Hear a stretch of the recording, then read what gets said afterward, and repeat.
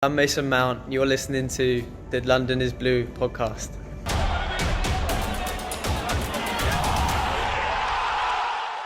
Yeah, as we said, we're not even really going to bother with the first 45 minutes because it was dire, to say the least. And even a little bit for both sides. I mean, Leicester have to be kicking themselves for not finishing all those chances.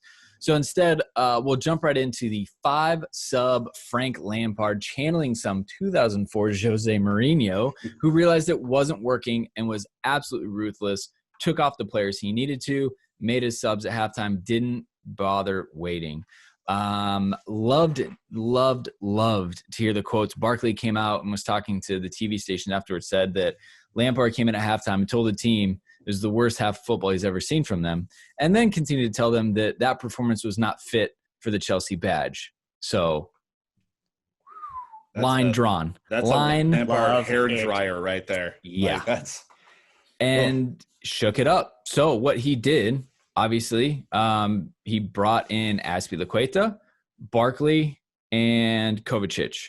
And what I said at that point, Dan, was leadership has entered the pitch. And holy hell, is that exactly what happened?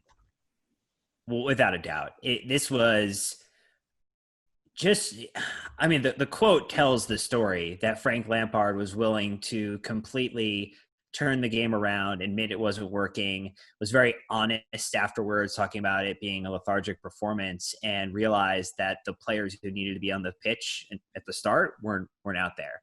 And so, and to also the credit of the man management piece, made sure that he talked about the fact that the people he brought off, Mason Mount, Billy Gilmour, Reece James, are the youth future of this club. This is not an indictment of them being bad or not being able to play for Chelsea at some point in the future, Nick. This was really about understanding the moment, understanding the situation, and needing to go out and get a win and doing what was needed. And each one of those substitutions was fantastic. Yeah, I mean, like, if he could have made 8 substitutions at half, he might have done that. Like, we were that bad. Which he said. And really, genuinely, Billy, Reece, and Mason had a tough half. We could just be honest about that. I think Mason was probably running on fumes from the last couple of games. I don't know what Reece's deal was today, but he looked pretty bad. And then Billy just had one of those games that, for as good as he has been in limited minutes for us this year, couldn't string a pass together to save his life. So, you bring in those 3 important subs. It felt to me, and Clem, this is before your time now, but it felt to me like back in December when Lampard brought on Jorginho in the first half and brought off, I think it was Emerson at that time, and made a transition from a back 5 to a back 4, and Jorginho dictated the tempo. We ended up winning that game because of a really early change. Frank Lampard, I realizing it wasn't, he didn't start right, so he had to make a change. So wanted to get your thoughts on halftime, this being your first 3 sub half, or any of our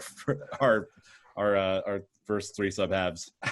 Yeah, I feel I like that we all experienced that together for the first time. Honestly, I was like, can you just do like a line change like in hockey and just swap the entire crew, line out and bring everyone else back in? I have to say, again, I didn't know much about Lampard. From what I gather, this is what I was told from, people that are trying to explain soccer to a first timer. It's like he kind of went to the AAA World Series last year, did well in it, I think lost, but then gets hired to like his like home team. You have to love a guy that pulls a move like this in a big game, which the FA Cup, I didn't even know what that was until like yesterday. So I'm learning all that, how big of a game it was. It still has like the grace as a coach to not indict the young guys and have them get their heads down and kind of like, pick them up while also getting the win. I think you just have to just love this as a fan, right? Like, I don't want to like.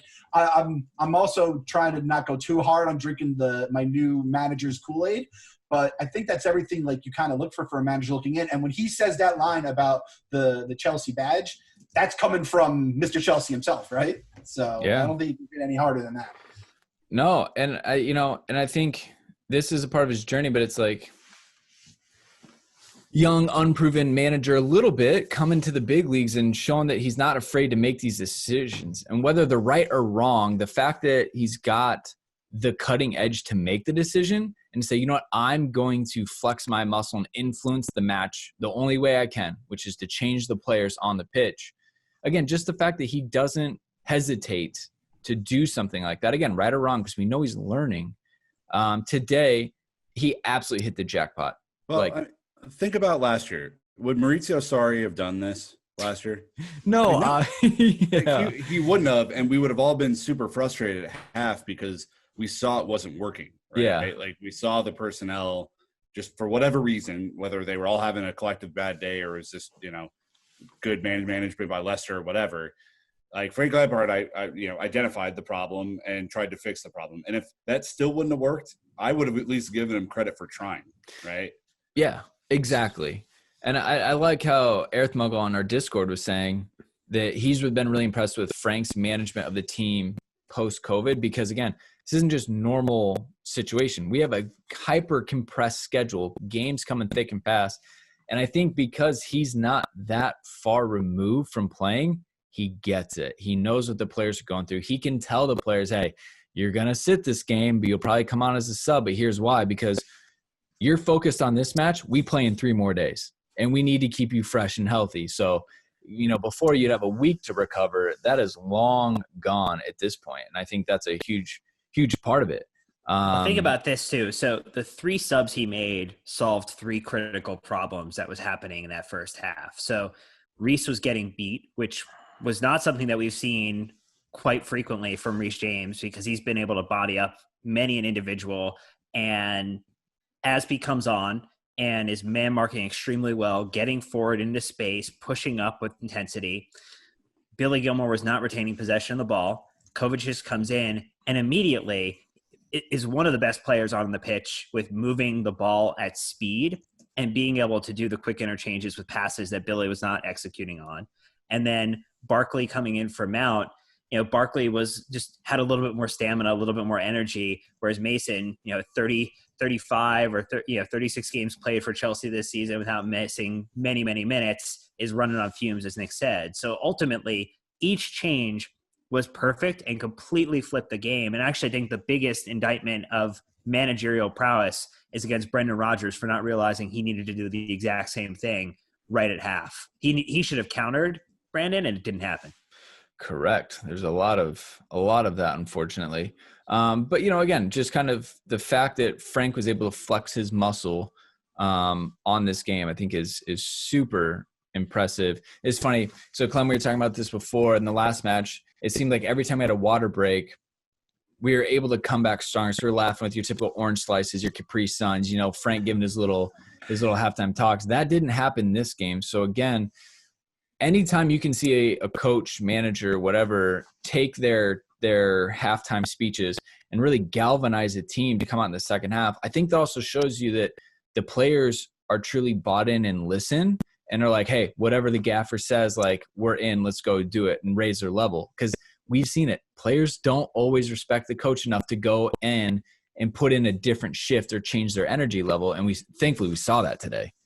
Yeah, it saw right off the bat, like you said, as soon as those changes were made. I mean, this whole Barkley thing, I didn't know. I don't know Barkley, don't know who he is. I now know I love him, but I didn't know it going in. And he just seemed like he was all over the place, and that was just a move that Frank made. So, and I think obviously the way that the rest of this season is going to go, the rest of this year is going to go, the most veteran of coaches don't know what the heck's going on. So the fact that he's come in and kind of dealt with all the changes that are made and coming out of these water breaks with, like, I don't know, inspiring moves, for lack of a better term. Like, it makes me excited as someone that is, fresh into this. And again, as I said, as a Mets and a Knicks fan, I very rarely have this kind of confidence in my managers.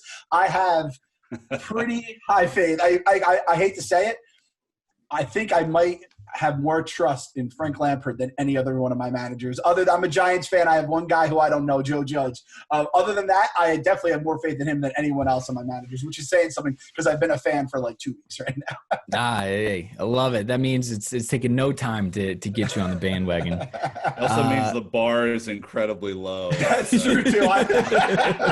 So hop over.